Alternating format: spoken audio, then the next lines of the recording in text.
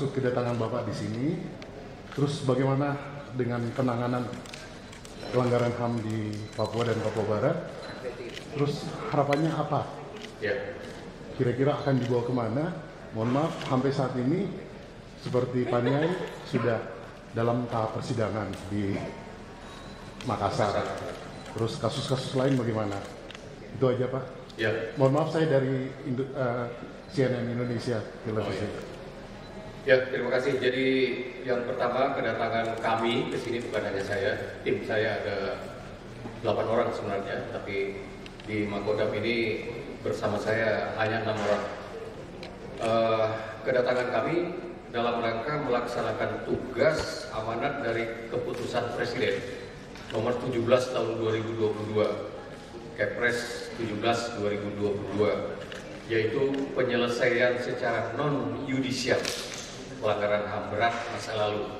Jadi sekali lagi, penyelesaian non-yudisial pelanggaran HAM berat masa lalu tanpa menutup kemungkinan penyelesaian secara yudisial. Jadi itu tetap pintunya masih terbuka. Nah, di Papua ini ada 2 kasus yang harus kami tangani, yaitu kasus Wasior, kemarin sudah kami ke sana, dan kasus Wamena, yang mungkin kami 1-2 hari ini akan ke Wamena. Kasus lain di Papua seperti kasus Abe Pura dan lain sebagainya ada yang sudah diselesaikan. Terakhir Paniai itu juga sedang dalam proses peradilan. Nah, itu yang akan tujuan kami ke sini. Penyelesaian secara non yudisial ini berbeda dengan penyelesaian yudisial. Kalau yudisial mungkin yang disentuh adalah pelaku, saksi, dan lain sebagainya. Kami hanya menyentuh korban.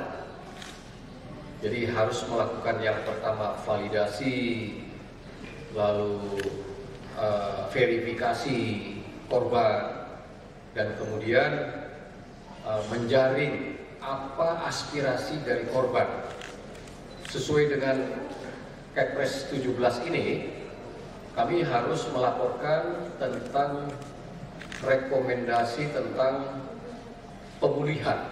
Nah, yang dimaksud dengan pemulihan korban di sini bisa berupa rehabilitasi fisik, bantuan sosial, jaminan kesehatan, lalu kemudian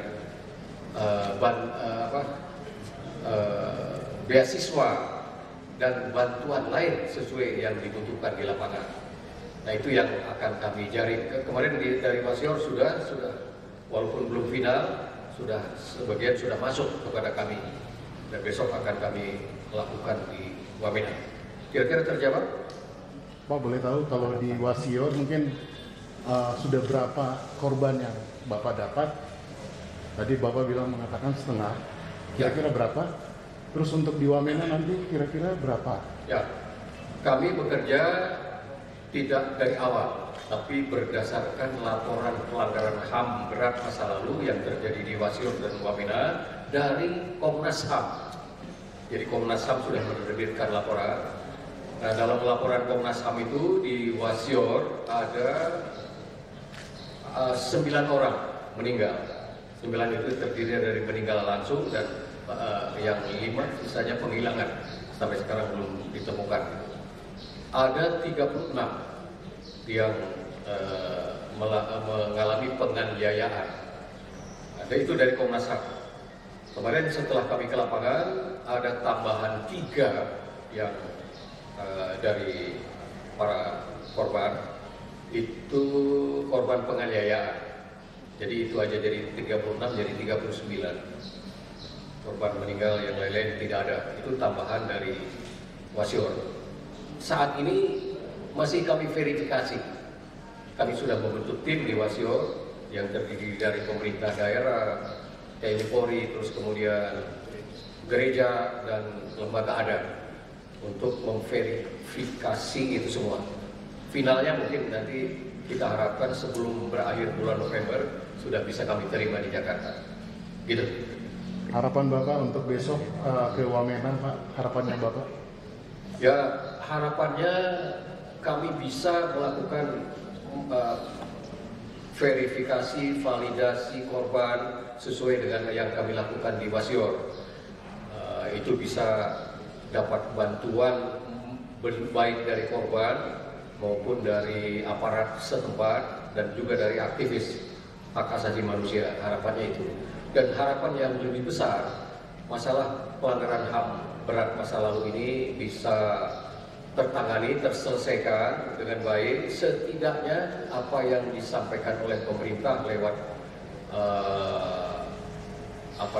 jaminan-jaminan tadi, lewat pemulihan, upaya pemulihan, setidaknya bisa mengobati para korban. Dan harapan yang lebih besar adalah bisa terjadi kerukunan sosial di lingkungan masyarakat, dan tentu adalah persatuan bangsa dan negara ini bisa terwujud. Begitu. Terima kasih, Pak. Cukup? Ya, terima kasih ya. Pelanggaran HAM berat yang pernah terjadi itu ada, kalau di Papua itu ada 2 kasus yang belum diselesaikan, satu di Wasior, satu lagi di Wamena.